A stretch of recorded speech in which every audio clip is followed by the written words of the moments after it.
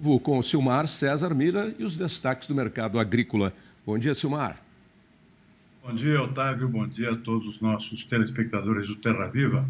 Bom, Silmar, vamos dar as cotações primeiro, porque nós vamos conversar longamente sobre a questão do PIB que coloca o Brasil aí em recessão econômica. Como é que são as cotações nesta quinta-feira?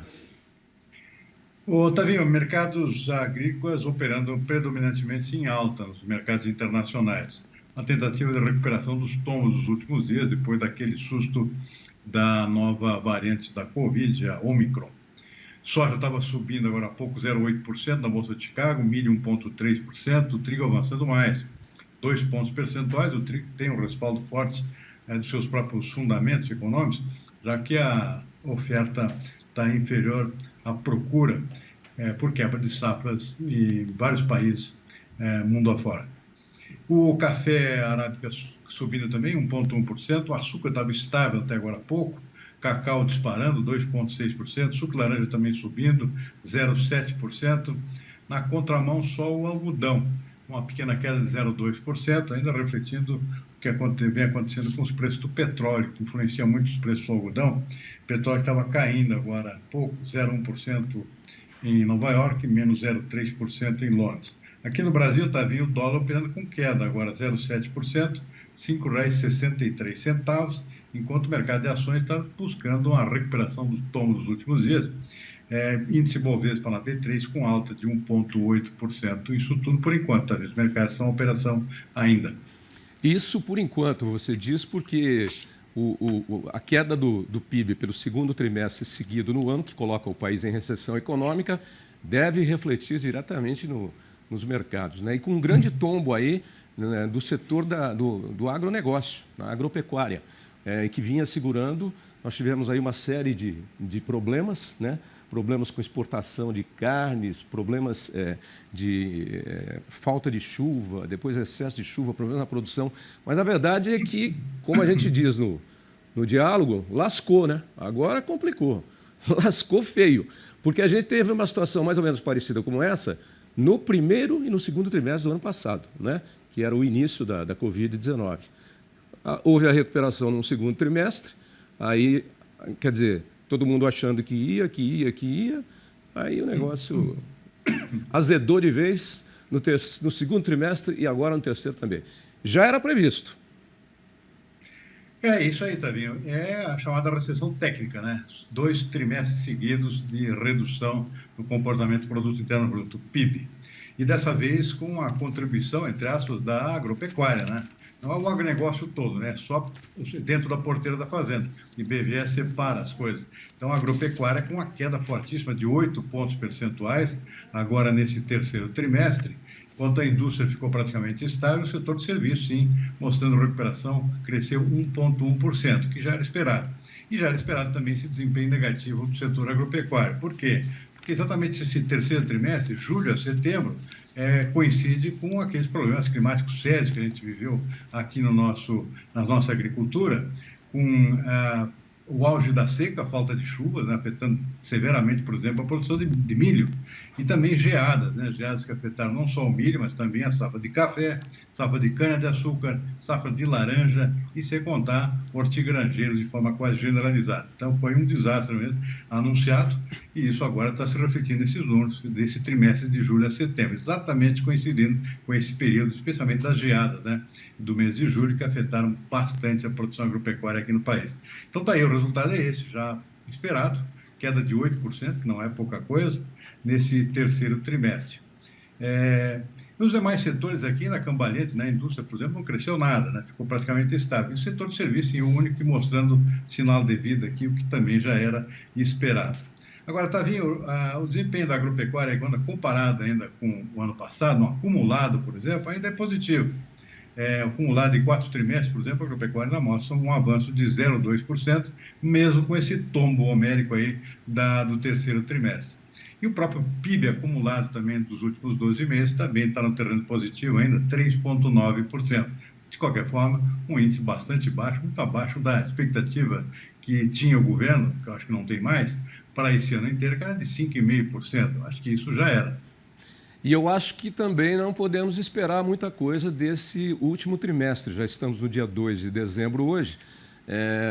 O volume de compras tem baixado, o poder aquisitivo tem baixado, a produção tem caído. O setor que foi bem aí foi o setor de venda de máquinas agrícolas, né? Em função de exportação, que vai bater recorde no ano. Mas, de modo geral, nós teremos aí um período complicado, porque esse terceiro trimestre aqui, ele é um período meio morto, já da metade de dezembro para frente, né?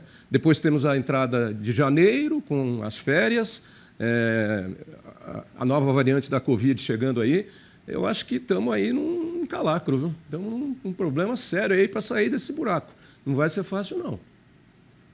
O cenário para 2022 já era cantado, acho que só piorou a partir de agora, com esses dados novos, porque isso acaba sendo empurrado para frente, né? Para o ano que vem, o pessoal está vendo o PIB aqui, no máximo, eu acho que os mais otimistas estão vendo um crescimento do PIB de 1,5%.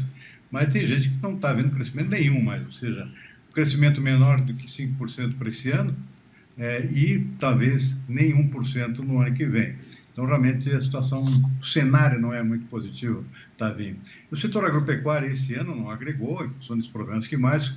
A gente espera que no ano que vem, pelo menos, seja o setor que dê uma segurada no índice de crescimento. Caso contrário, não teríamos nenhum, né? A expectativa para o setor agropecuário para o ano que vem ainda é positiva.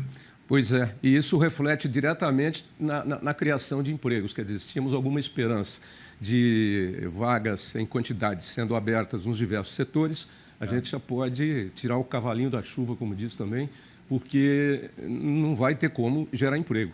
Ou seja, a situação de pobreza e de miséria e de falta de trabalho que nós estamos vivendo só tende a aumentar, né? Pelo que eu estou vendo, porque não é como... Você não vira esse cenário da noite para o dia, né? Não é como passar a máquina para cortar o canavial, né? Depois, para crescer, ele demora 6 meses. Para cortar, é num segundo, né? Agora, o setor de serviços também ainda tinha, e eu acho que ainda tem um aspecto positivo, um cenário positivo, ele vem se recuperando, a gente tem visto aí toda a área de serviços voltando a valer, só que agora apareceu um ponto de interrogação novo, né? Você já sabe que é o Ômicron, né? Então, toda uma expectativa nova aqui, aliás, um grande ponto de interrogação por enquanto, para ver o que acontece, porque isso afeta diretamente a área de serviço, caso tenhamos aqui novos lockdowns, por exemplo, por conta dessa nova variante do coronavírus. A gente reza para que isso não aconteça, mas está aí no radar. Se fechar de novo, vai complicar, porque 30% a 35% de bares e restaurantes fecharam durante o primeiro período de lockdowns, aí vamos colocar que a gente, hora era maior, hora menor e tal. Se fechar de novo agora, mais da metade vai para o beleléu, hein? Porque até hoje não está pagando, não recupera o que perdeu, né? E não está conseguindo repor baseado naquilo que a gente estava falando ontem mesmo. Não dá para repor o preço, acompanhar o preço da comida, do produto base, porque senão você fica sem cliente, sem freguês. Como é que faz? Verdade? Tavinho, e o seguinte, né? Ontem, por exemplo, eu fui a um restaurante aqui em São Paulo e lotado. Tá. Lotado, e eu olhei pelas mesas lá, todo mundo sem máscara, sabe? E aí acabou eu também tirando a máscara, né? Saí de lá assustado. Você usou daquela teoria? Bom, se é para ter, vamos ter todo mundo, então. Saí assustado de lá, hein? Você está louco. Não brinca, não. Vem cá. Exportações em alta aí e a venda de máquinas agrícolas com a safra a caminho vai ter números espetaculares. Esse setor bombou nesse ano de 2021. O produtor se capitalizou, né, com os bons preços das commodities durante praticamente todo o ano. Isso já começou no fim do ano passado, com mais do mercado internacional, trazendo preços bons aqui para os produtores também no mercado interno. A situação vai ficar um pouquinho mais apertada em termos de margem de lucro agora, porque os custos aumentaram muito também para a próxima safra. Por enquanto, o produtor está aproveitando aqui para dar uma renovada no seu parque de máquinas, então a demanda cresceu muito, tanto que as indústrias praticamente não estão conseguindo entregar, né, as mercadorias, tratores, colheitadeiras adquiridos esse ano. Tem coisa que ficou para o ano que vem, porque não estão dando conta, né, em termos de produção. Então, isso é um indicador positivo. Exportações, tá vendo? Saiu ontem à tarde os dados de novembro. Uhum. Os dados continuam positivos aqui para o setor do agronegócio, mas com volumes caindo. Ou seja, o preço é que está segurando ainda o desempenho positivo do setor do agronegócio. Agora, queda muito grande já era esperada, em função até de quebra de safra desse ano, né? Que a gente já comentou, e é entre safra agora também. Então, normalmente os volumes já caem, né? Mas ainda com os preços segurando. Agora, o que chama atenção é que um déficit aqui na balança comercial. Você já havia até uma expectativa positiva para as exportações brasileiras esse ano, só que nós já estamos aqui com o segundo mês que está com um déficit na balança.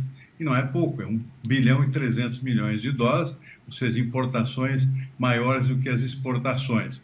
E o setor agronegócio não ajudou muito também para melhorar esse desempenho, por queda em volume. Estou vendo que dados carne bovina, 49% de queda. Ainda é impacto daquela decisão da China, né, de parar de comprar desde setembro.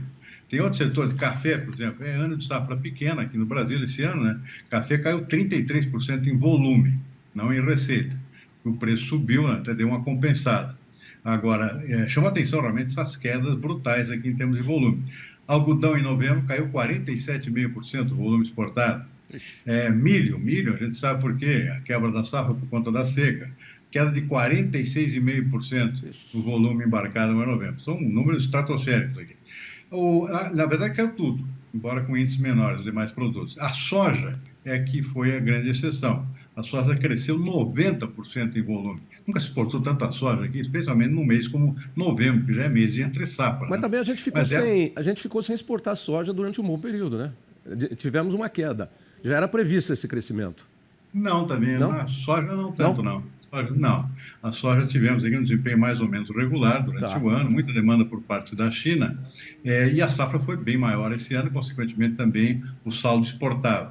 Então, está saindo soja sendo desovada até o final do ano aqui, coisa mais ou menos inédita.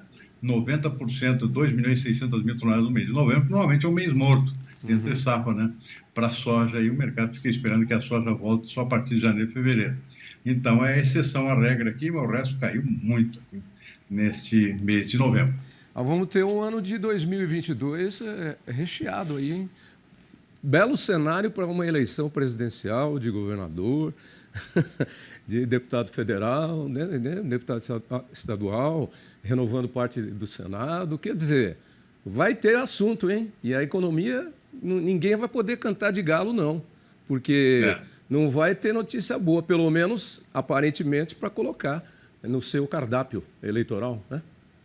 O cenário hoje já não é lá essas coisas. Imagina aí se tivermos algum impacto novo por conta dessa nova variante do coronavírus. Aí, realmente a situação fica bem mais complicada e vira todo um cenário que é totalmente de incertezas para 2022. E é claro que isso vai impactar diretamente nas eleições do final do ano que vem. Bom, vamos lá. Me fez lembrar uma musiquinha bem antiga que a gente sempre cantava no final de ano. Já não cantou no ano passado, parece que não vamos cantar esse ano também, que é aquela assim: adeus, ano velho, feliz ano novo. Eu acho que essa música aí está ficando fora de moda. É verdade. Silmar, até amanhã. Tchau. Até amanhã, boa tarde.